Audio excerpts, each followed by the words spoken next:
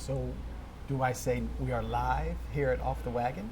Is that I think we're live here. I think we are live here on YouTube, and we're doing our first attempt at a sort of something we did before when we would podcast before. We just sort of would get a little idea of some questions and things we would talk about, and we would talk, about different things, and we'd get people to ask us questions, and we'd have things texted into us, and now we can tweet and that stuff. So we're here live at Off the Wagon, and we just taped our normal coaches show that airs on Thursday nights. And I think they can leave comments and ask questions on the YouTube link that we can get forwarded to us. Okay.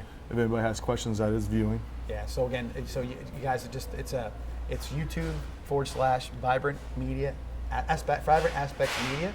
And so if you want to go on there or tell somebody about it. They're hearing it, they're seeing it. Yeah, I know, I'm saying, but if they want to tell somebody else, or tell them where to go, get them to go there. So that would be fantastic. And so we're just going to start because we left off with our show. We were talking about Friday night's game and preparation for the upcoming schedule. But we really haven't talked to much coaches about the reorganization of the district, like they do every 2 years or 3? Every 2 years. So this is our first year of the new reclassification, and next year, I'm sorry, is this the first or second year? This is the first year of the reclassification. Yes. And then so next year will be the second year, and that'll probably be the last year that we're in 7A. We'll probably be moving up to 8A after that. But yeah, new reclassification this year, and I think one of the big changes this year is one, Braden River dropped down. Right. Who has always been, we've always been in a battle with Braden River. They've dropped down, and Manatee dropped down from 8A. So we kind of are rekindling that. We used to have a battle when Coach Canan was there. When I first took over in 07, 8, 9, we were able to win the district. And I want to say 08 was or it was either 07 or 08 was the first year Manatee didn't make the playoffs in a long, long time. Yes. Because Charlotte had beat them as well. So Charlotte, that was when we went. That was back when it was the district champ and the runner-up went. There was no points there. So I think one year us and Charlotte went, and it was 08. Yeah, because that would be the year that we lost to Charlotte in the second round.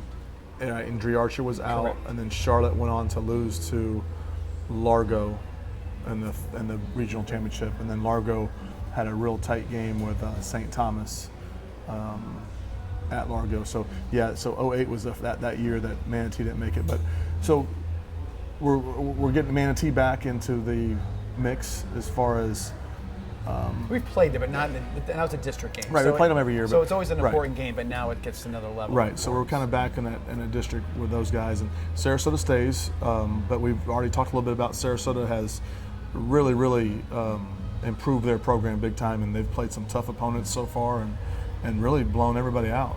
They've played some good quality opponents in Bayshore, Northport, and Lemon Bay. So, we're going to have our hands full with them as well. And we talked about it too. So, the district, I know it's a scheduling sort of problem for you when you have a smaller district.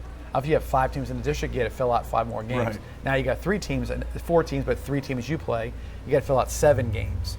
But the way you've been scheduling the last few years, I think this smaller district probably plays in your hands a little more because you're trying to play a little more of an elite schedule. And plus it helps with the RPI because the difference this year is not necessarily just your record and not necessarily your opponent's record, but it's also your opponent's record. So there's 3 levels to it.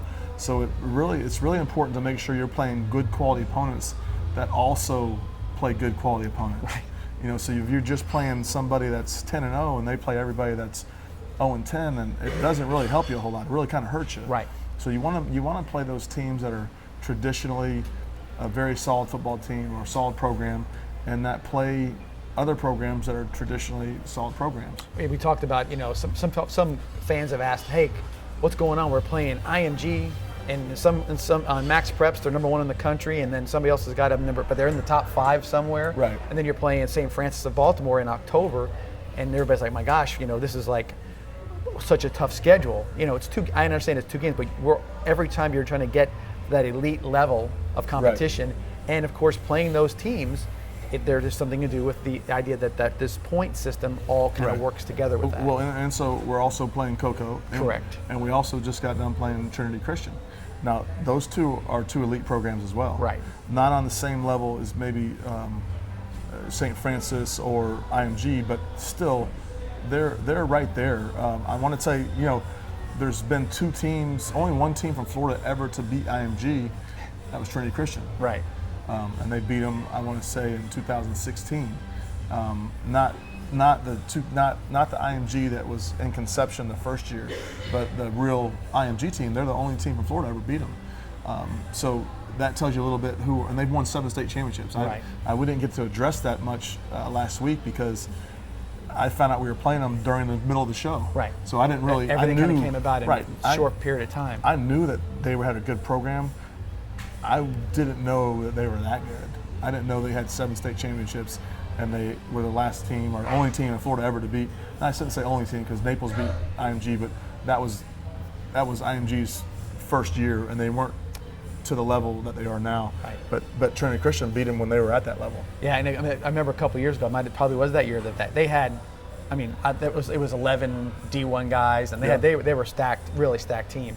And again, so going back to the same thing about the schedule, now you look at the schedule, our schedule, and if you ever go back and say, okay, so there's national rankings, but then go look at the state rankings. Right. So every team that I looked at today, before I came here, in the top, we're number 12 in the state right now, according to Max Preps.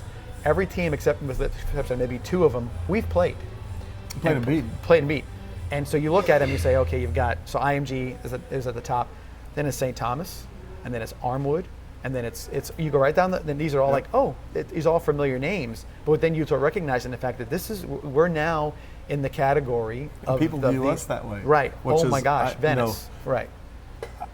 Which sometimes, it's hard to, when you're in the program like we're in the program, and we don't necessarily view ourselves that way. Right. But everyone else views us that way, which is, it's humbling, and I'm very, proud of our program and our coaches and our players and the players in the past that have gotten us to this point. But we still want to be on the rise. We still want to take those next steps, and we can't take the next steps unless we're playing those type of people. Now, if you look back in 07 and 08, we weren't playing that type of schedule. No. We were playing, Golden Gate and actually lost to Golden Gate, and we're playing a regular schedule like everyone else is playing.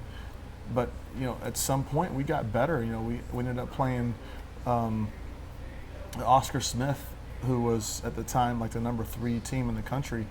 Went up number to 1 Virginia. quarterback in the country. Yeah. And then we went up there and we competed with them. Yeah. We lost by 2 touchdowns, but a lot of people think that we scored before half. We did. And a lot of people think that there were some flags thrown that maybe shouldn't have been thrown every time we broke through the line of scrimmage.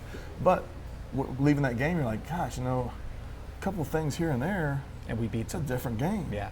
And you're talking about the number 3 team in the country, and a team that was, I want to say their record was something like 1-15-3 at that time. Like, they had not lost to anybody. Yeah, if I remember correctly, they had been on some long winning streak. They hadn't lost at home. I was like reading, I'm like, oh my gosh. Atmosphere. We're playing great atmosphere. Oh yeah. So, and then we went up to play the biggest team in, as far as population in the state of Texas.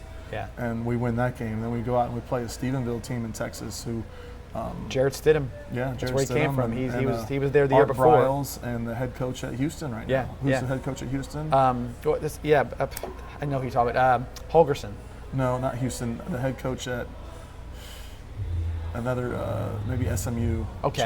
Chad. Yeah. Yes, I know who you're talking about. I don't remember the name, but he was there. So he was the head coach. So you had Art Briles, who was the head coach there. Then you had Chad. Whatever. Yeah. That guy. Yeah, he was head coach there. Then we went up and played them in Texas. And then you look back and you're like, gosh, So you kind of reflect at the end of the year. So you say, all right, how did our season go? Well, man, we lost the close one to Armwood. Where we left some points on the board, and we got knocked out of the playoffs early. And you look back at these games, maybe that we didn't win, maybe we lost, And then you look back at like, oh, okay, a game that we won. Oh man, we scored 55 points in the first half. Well, you look back and like that did our program nothing. That didn't get us better. It didn't get us better as coaches. It didn't get us a competitive edge throughout the week. We didn't have a good week of practice because of it.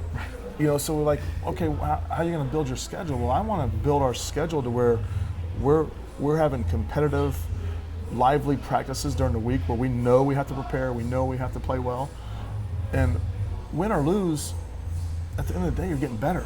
So I was talking to somebody after the game Friday night, and I said, the games you remember aren't the 55-0 whitewashes. So Friday night, those are boring. Right. So Friday night's game with a win, you will say 3 years from now, remember the Trinity Christian game, and maybe 2 years from now, when I'm just going to use DeSavion Castaway as an example. Right. We talked a little bit about DeSavion he played a hell of a game, but he was getting knocked around by that fullback who would look like he should have been a guard, number 32. Right. And I saw him pick himself off the ground, and his shoulder pad was sticking in his helmet, and his helmet was turned sideways. And I promise you that the next time he plays somebody of that caliber, he is going to be so much more prepared, or even a lesser caliber. He learned so much more in that game, and we won than anybody else. And you have a bunch of sophomores playing right now for you guys, you know, and all these kids that they had to go out there and they played IMG and they've played Jacksonville Trinity Christian. So when they go out there and it's playoff time, or even 2 years from now, or 1 year from now, or this year, but if you're in a state title game, you have all those reference points, both physically and mentally, that you say, I've been here. I seen a dude like that. You know, this is not going to catch me off guard. Well, just talk about the comfort level and the expectations and the confidence that it builds. So we played those games. We played IMG already. We played a Plant who has 6 state championships. We played a Lakeland, who is arguably one of the best teams in the state of Florida. The defending state champions. We played Trinity Christian, who some people would say that they're one of the best teams in the state of Florida. Now we're getting into, we're going to play Sarasota and we're going to play Riverview, and I mean, what kind of confidence, you know, because people, you know, I remember back, you know, early on when we first started coaching, and we would say, hey, you know, we prepared you guys. We've played a tough schedule, and you know, they haven't played a toughest schedule. Mm-hmm. And you could probably argue it back then, like, really, was your schedule that much tougher? Well, now, like, there's no argument. There's no argument. There's no question. We played Lakeland, Plant, Trinity Christian, IMG. I mean, that's 4 or 5 games. Yeah, 4 to 5. And we played St. Pete. Who you would expect it to be a better team? They just had some transfers and whatnot, so that's why they weren't as good. You know, so we got to be prepared. We haven't, and we have had one injury,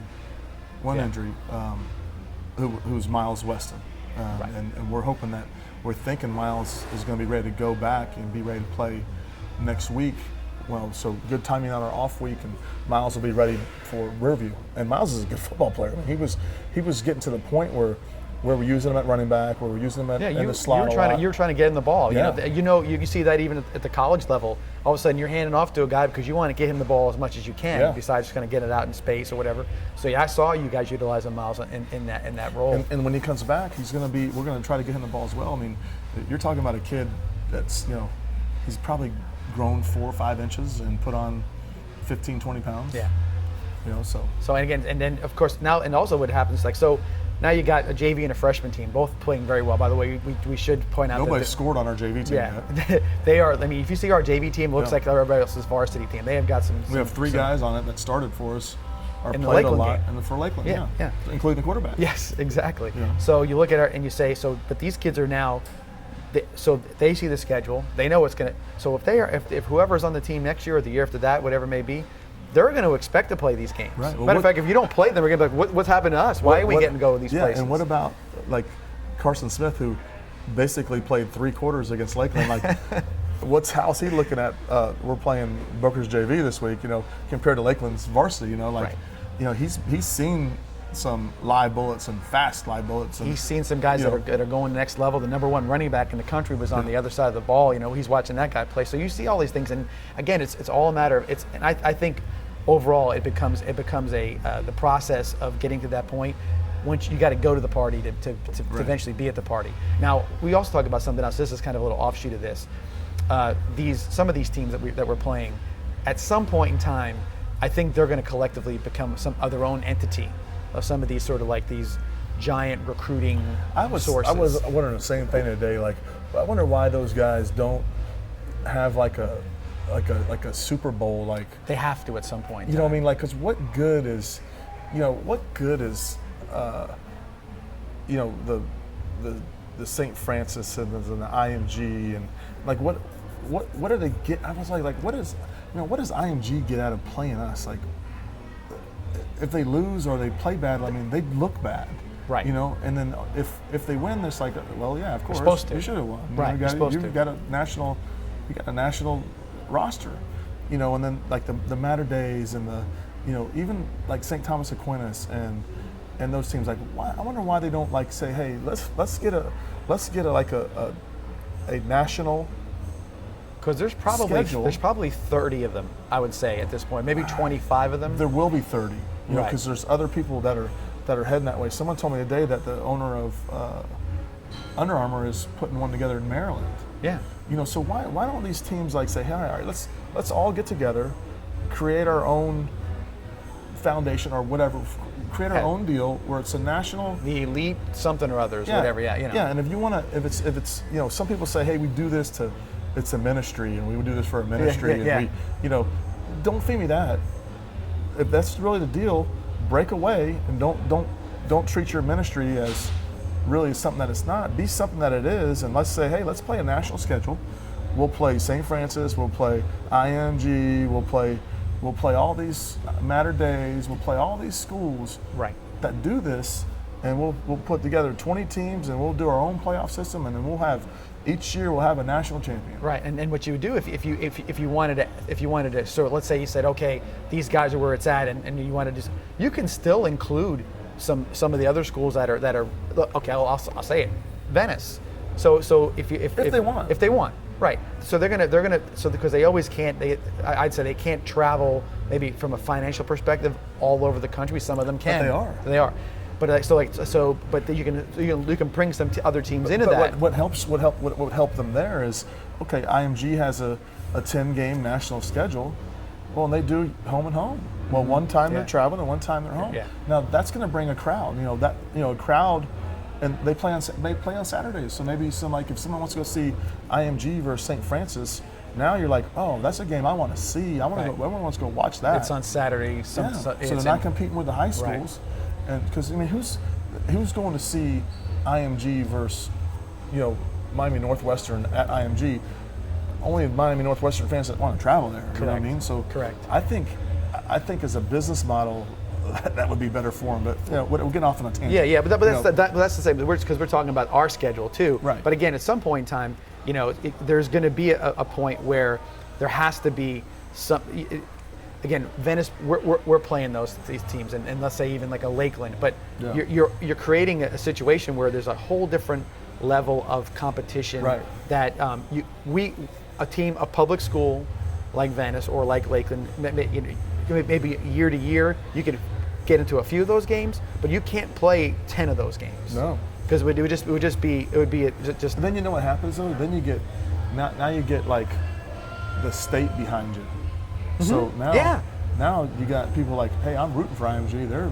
That's Florida, you know, and I'm rooting for St. Thomas because that's Florida. Those are our Florida kids, right? You know, and to where now everyone's like, no one wants to root for those people. Right. And St. Francis, going back to, they have a scheduling issue because they only had 7 games last year.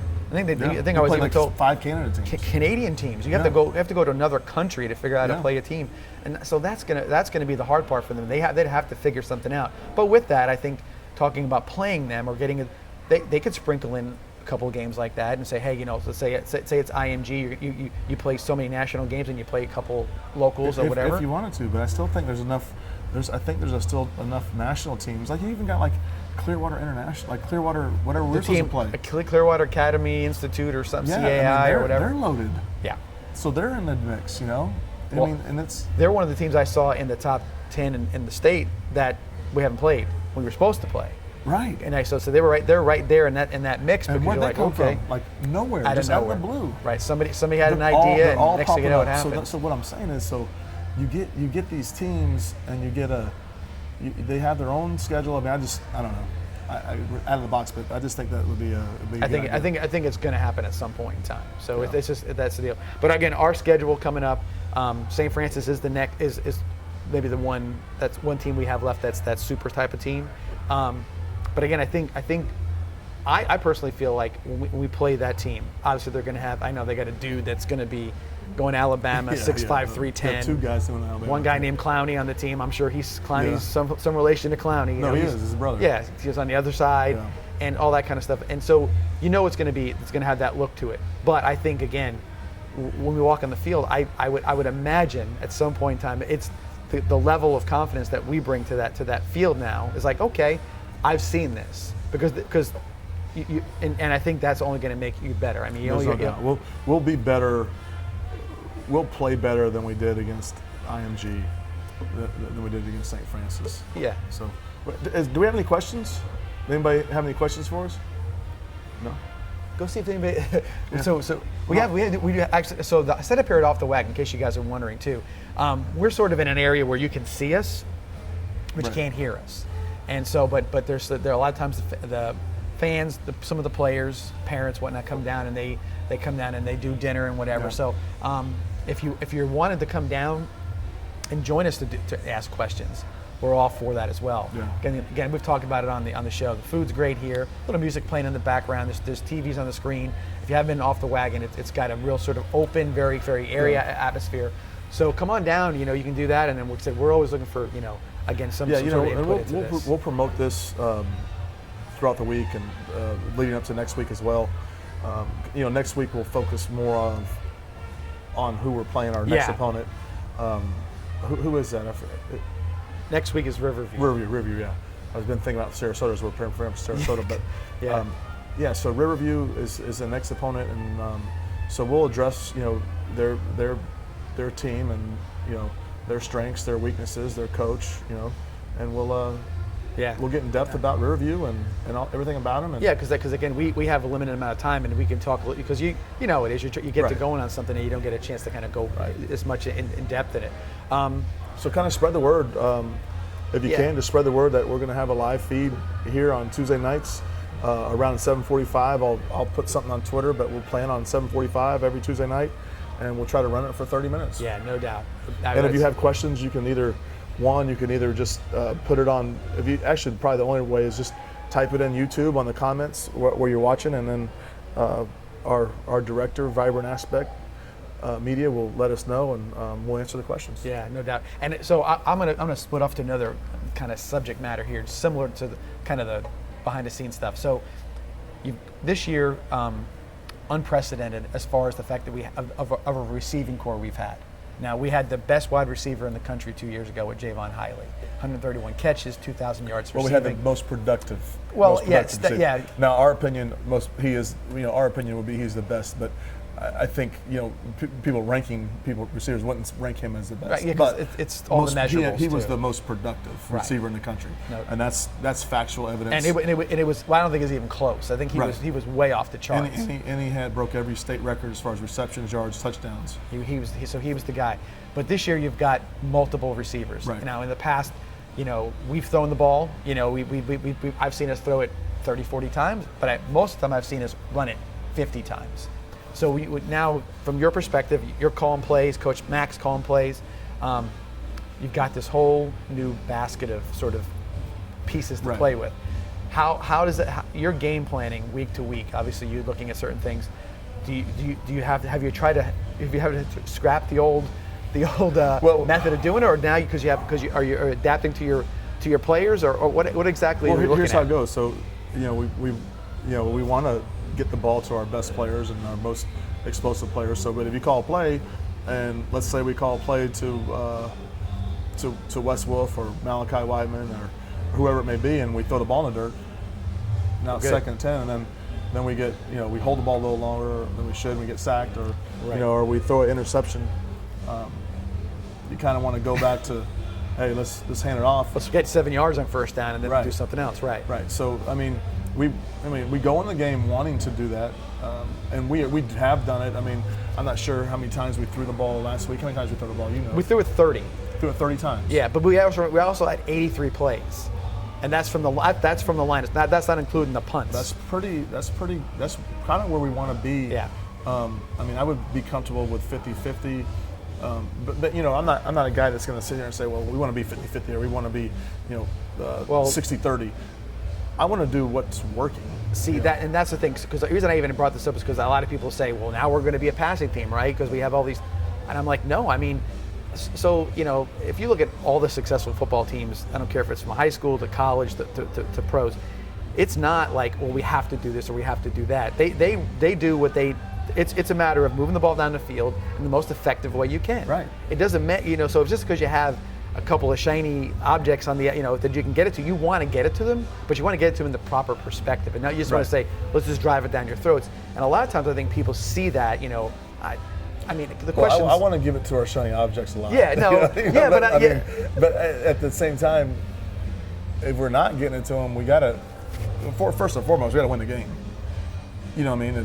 If we're able to throw the ball and move the ball like you said downfield, that's what we're going to do. But if that's not something that's going real well, we got to go back to run to set the pass. And I bring it up because so obviously they're fans and friends and whatever. Well, John's going to throw the ball this year because he's got these two guys and he's got and I'm like no. And then even at the end of the game, I told you I sit in the press box for all the games. I'm the announcer in our games, but everybody's always knocking on the window and asking questions in the middle of the game. And in the away games, it's kind of an interesting perspective because the fans are right there on you. Right. And for the most part, I've never had a situation, maybe once or twice, where I felt like I was like, it was a bad spot for me to be in. And so there's parents and everything from Trinity Christian, and here we are, it's 2-point conversion time, and we're going for the win, and we ran the football. And where we had previously to that, we had trouble running and we passed it for a touchdown, but we ran it for a 2-point conversion.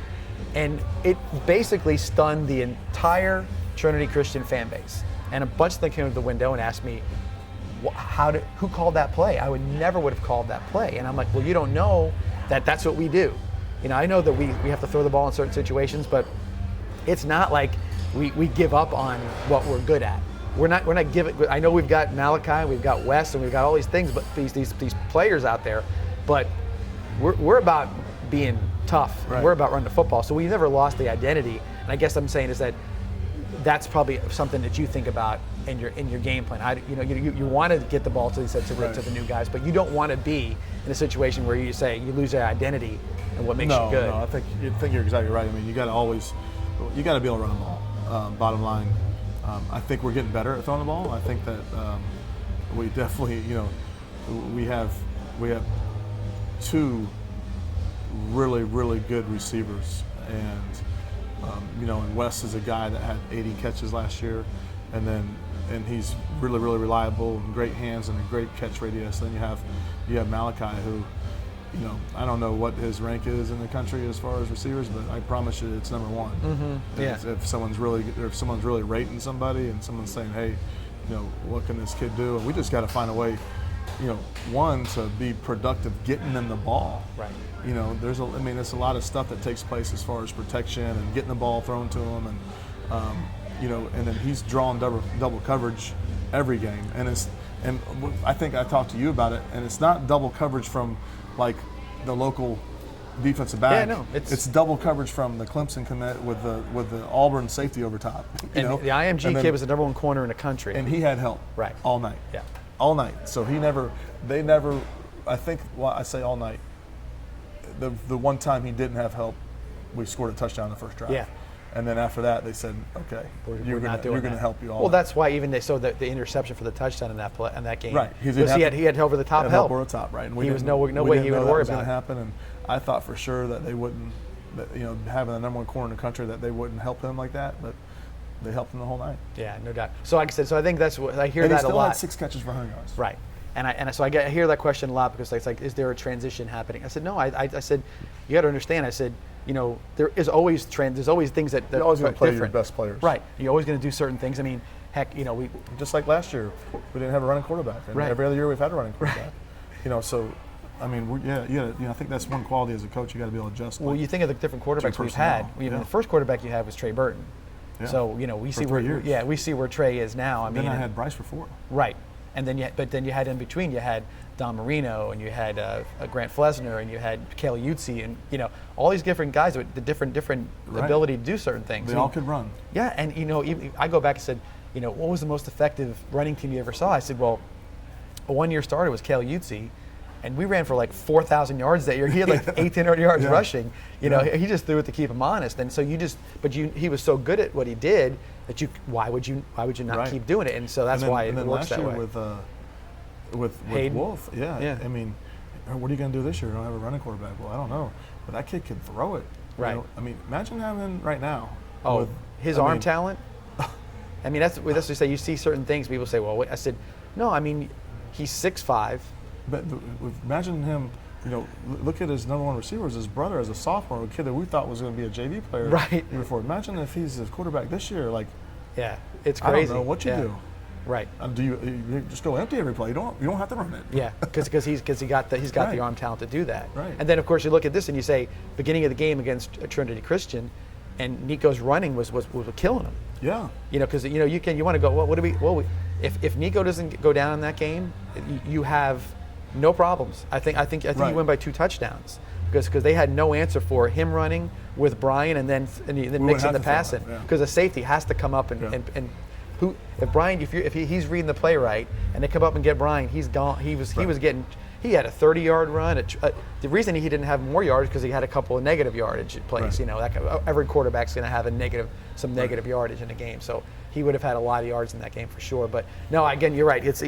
When it was, like I said, Trey Burton. You said basically it was like Trey could throw. He had a good arm. But he could run like no other. I mean, he was not just fast, but he was brutally tough runner. And that's why he's a tight end in the NFL right now, because he's always been a very thick guy. I don't know how many, but he must have had 4 or 5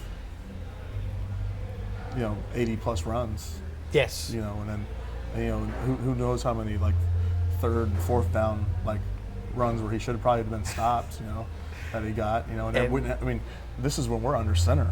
Right. So I mean, not under center the whole time, but under center a lot. And when we just ran quarterback sneak, and sometimes he would go 80 yards in quarterback sneak. I remember the first playoff game we were in against Cape Coral. 80 yards, quarterback sneak. Gone. That was like nothing. Yeah. So and I'm actually bringing up Trey a little bit to another, so I'm going to get a little behind the scenes stuff. So Trey's out right now. Everybody talks about, he's in the NFL. Forrest Lamp's in the NFL.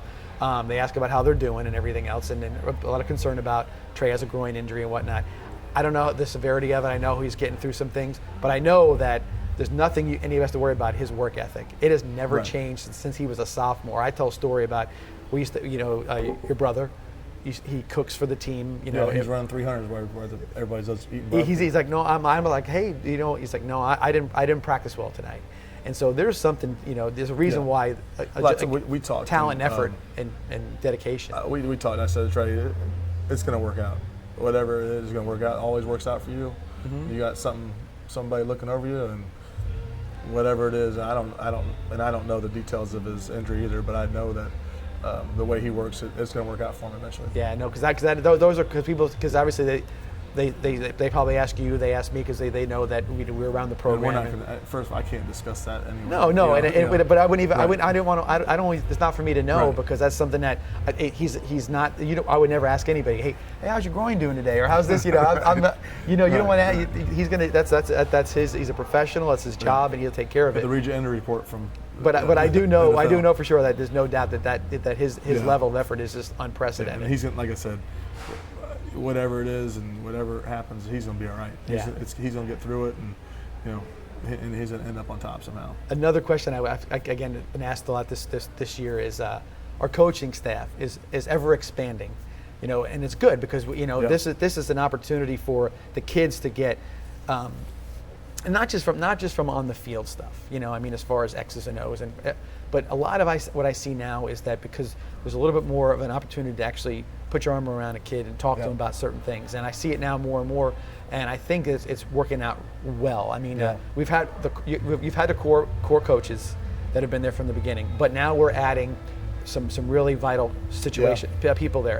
And I always tell everybody, I said, we have, guys who haven't been and guys who have been head coaches, we probably have 8 head coaches or 9 head coaches potentially, or warp coaches on our team, on our staff.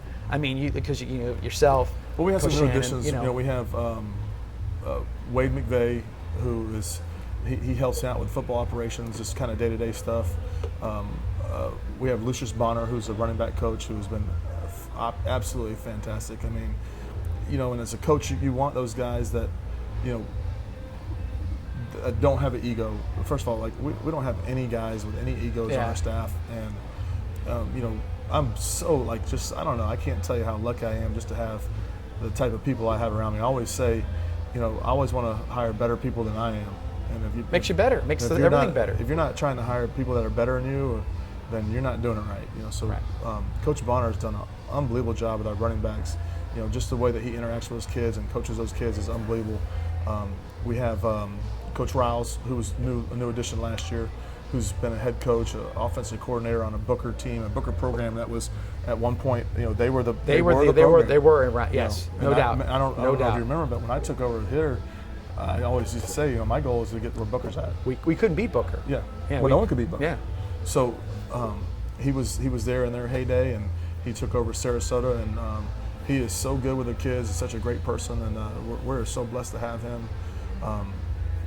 And we got Coach Hunter this year for offensive line, and he is so knowledgeable in what he does and his craft. It's just like I said, we're just blessed to have him as well.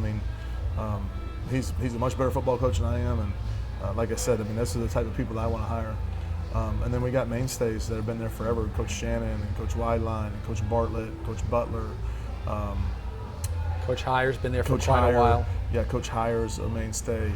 Coach Wideline. Coach Wideline. I think I coached Wideline. Coach Burton, Coach Wales. We have a lot of people on staff.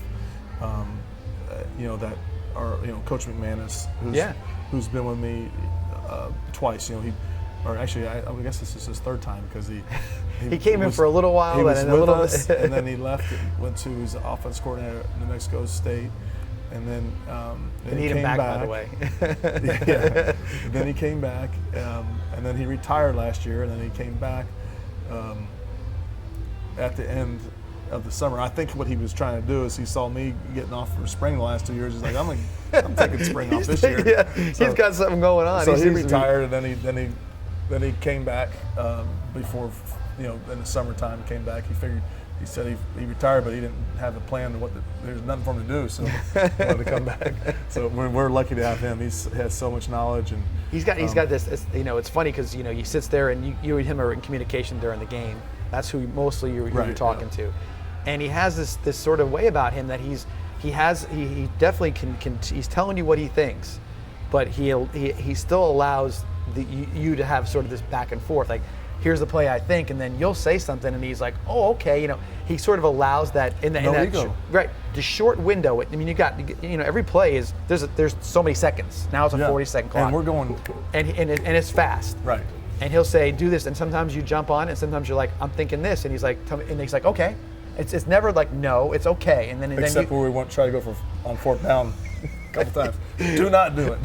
Punt the ball. Nope, gotta go for it. But again, that rapport is good. And speaking of the rapport, so everybody says, like, my gosh, like, now there's a lot of coaches around this, and I said, no, you don't understand. I said, it's amazing how fast everybody assimilates. Yeah. So what I think it shows a lot about the coaches who've been there already, they have no ego. You got a lot of staffs are 6 or 7 guys, and then all of a sudden a new guy comes in, like, oh, what's he doing here? Yeah, you're right. And this staff is like, we have a little thing. I know, no big secret. I tell everybody, but we eat candy before the games. Everyone's like, what? I'm like, I said, yeah. I said, we go get some candy. Lots of candy. And so sugar highs. As soon as the candy gets there, it's on, especially in the away games. Yeah. So it was funny because now here we are, and then we're getting ready this week. I was a little late. I came up with Coach Robertson to do he was going to do the filming, and I picked him up. And then, so I walked in, and Coach Burton's like, I want that candy. You know, he split it open, and he was trying to get all the new coaches to eat the candy. You know, he's like, oh, you guys aren't doing it. You know, it's all for luck or whatever else it is. And the kind of the jibber jabber, and this is a big game, and there's a lot of tense. Right. But before the game starting, the coaches, it's an opportunity for them, with all the angst and what's going to happen. It's kind of fun to kind of watch everybody kind of come in and out.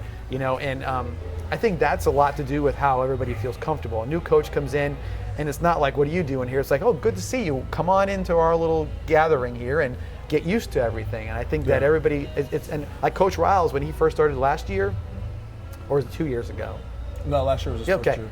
And but from then to now, it's like he's been there for 15 years. The candy drives me crazy. I'm OCD, and I clean the office, and that damn candy comes in, and it's everywhere.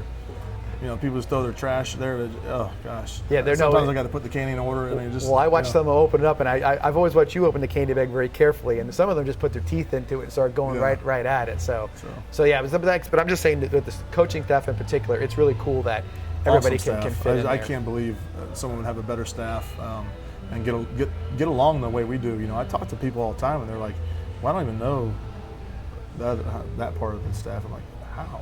Yeah, how do you not know? How do you not know the other staff? And how do you not have like interactions? Like we get along. We get along so great. It's just unbelievable. Nobody would ever know who was the defensive coach. If you came into the locker room, you would not know who was coaching what. Would not know. Exactly. And I'll tell you this. I always want someone to be able to walk in our locker room before a game and not know who that head coach was. If they walked in and they didn't know who was who, I wouldn't want them to say, well, that's the head coach. Well, they probably damn sure wouldn't think I was, because I'm probably sweeping or filling the water, the Gatorade up. So they probably would think, oh, there's an equipment manager. He's the sandwich guy. Yeah. Every time he's packing sandwiches or doing something. But no, that's true, because like I said, over the years, we've had radio. We had a radio broadcast of our games for a while, and remember Rich Spitaleri, who was part of this whole mechanism for a long time. Rich would want me to come in at halftime after I was in the locker room. He'd want to ask me a question about what was going on in the locker room. And a lot of times it'd be like, what did Coach Peacock say? I said, he said nothing. Well, we didn't play very well in the press. I said, it wasn't him. It was Coach Shannon. It was somebody else who was the one. And Coach Peacock walked over to the whiteboard, and he was doing something else, or he's talking to me about some stats or whatever it may be. And so you would not know that. And I said, that means a lot from your perspective, because a lot of guys, it's an ego thing sometimes. You're like, I'm the head coach, and if you respect enough that if they feel strong enough to want to say something, then it's for the right reasons and they need to be said. Exactly. And the kids like it, I think, because I think there's you can go back and say, oh, my old head coach, what a jerk. He always yelled at me all the time, because he was the one always with the hard message or whatever. And now that's not the case. And I've even seen it in practice. Yeah. Practice is the same way. So I think it's really a testament to what we're doing there. And I think that's why the kids, I think ultimately their success on the field and then moving forward, because I think that's another thing too that we don't really account for. I mean, we had done some sort of statistical analysis last year about the amount of scholarship money that's run through this program from the colleges. The kids have come through, and it's multi-millions of dollars worth of scholarships. Oh, I think it was $22 million. Correct. And so with that being the case, so that's what we talk about the success moving forward. The success moving forward is that not everybody's playing at the University of Florida or Florida State. They're playing in other places, and some of them are going there, and they're getting scholarships, and they're getting opportunities to get an education. And if they continue to play football, that's what they want to do. And that's a huge deal that we can that we perpetuate that by doing. And those coaches have a lot to do with it. Those coaches, those coaches are, again, when you would never have the time to talk to 50 individuals about where they want to be or go. You could try, but and how effective could it be? So now you can lean on and say, hey, you need to talk to? Go talk to Coach your position. Go talk to Coach Burton. Go talk to Coach Wales. Go talk to Coach Bartlett. And and I think that helps out quite a bit. And I think that leads to a lot of the success too. Because I tell the parents all the time, ultimately, what's the goal? You want to get an education. Right. Ultimately, that's what you're looking for. And you want to be successful, whatever that may be. And hopefully, that what you get there is a mentoring process that allows you to get to that whatever the goal is. So that's a good deal. So we'll spread the word about Tuesday nights And again, we'll try to start at 7:45 and get into depth. And sometimes we'll have different subjects we're covering, and mostly we'll cover the upcoming game. And a lot of time it'll be, I guess, like I said, a question comes up that maybe we didn't think about, and then we'll be able to kind of shoot off of that. We'll advertise it a little bit and try to get some questions to answer on that night's show. And it's just this is a little bit more like the podcast, like I said before, because before we get on the subject matter, we get a little more personal and try to answer anything you guys fans may have. Because again, it's always one of those things, like I said, there's always a lot of questions about things, and people are always, they're not quite sure. The perspective isn't, and I tell them, I say, if you saw what I, if you were there and you see certain, it's not what you would expect. Right. It really isn't. And from a better perspective, I mean, it's like it's not, everybody's fire and brimstone and football is this and we beat over. No, it's not always the case. It has a lot more to it than just that. So, all right, with that, so our buddy Francis, are we ready to close shop here? You ready to knock it down? All right, so we're going to close up shop for our first opportunity at every this. Tuesdays. Yeah, and again, so we just wanted to put it out there this week, and I think it's something I think is going to grow a little bit, and hopefully you guys can get engaged and get involved. All right, we'll see y'all here next Tuesday night for the after hours. We're going to call it after hours show. All right, guys, we'll see y'all later.